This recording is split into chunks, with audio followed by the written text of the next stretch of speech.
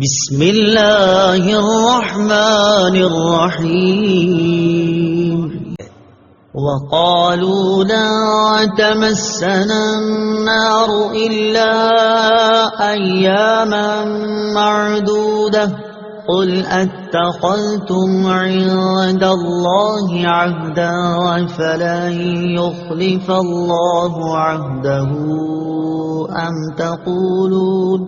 أم تقولون على الله ما لا تعلمون۔ ترجمہ، اور بولے ہمیں تو آگ ہرگز نہ چھوئے گی مگر گنتی کے چند دن۔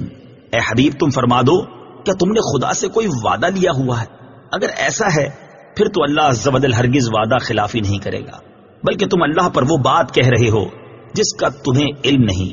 لن تمسنا النار،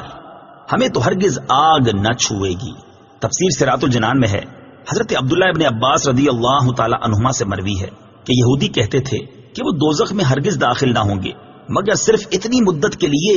جتنے عرصے ان کے آباء و اجداد نے بچڑے کو پوجا تھا، اس کے بعد وہ عذاب سے چھوٹ جائیں گے، اور وہ مدت 40 دن ہے،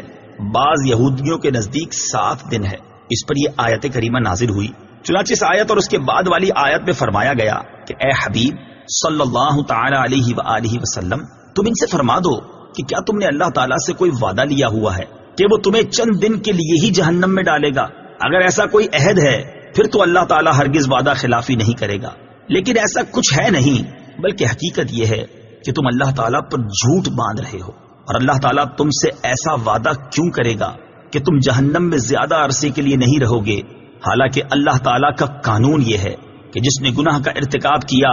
اور اس کے گناہ نے اسے ہر طرح سے گھیر لیا، یعنی وہ کفر میں جا پڑا، تو وہ جہنم میں جائے گا اور ہمیشہ ہمیشہ وہاں رہے گا۔